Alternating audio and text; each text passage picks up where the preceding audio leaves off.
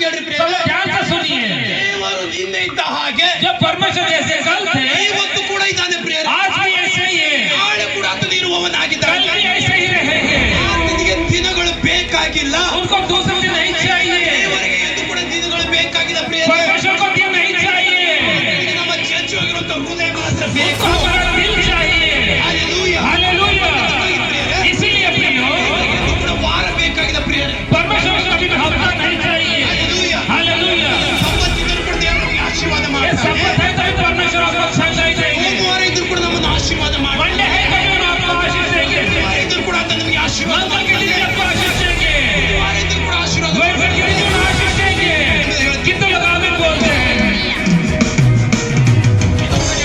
एक और बात बोलता हूँ, ಯೇಸುವಿನ ಮುಟ್ಟಿದ ತಕ್ಷಣ यीशु मसीह छूते ही ಏನ್ ಹೇಳ್ತದೆ ಗೊತ್ತಾ ये ಪ್ರಿಯರೇ? क्या बोलते हैं? ನೋಡಿ ಗಮನಿಸ್ರಿ, ध्यान दीजिए। 14ನೇ ವಚನ ಪ್ರಿಯರೇ,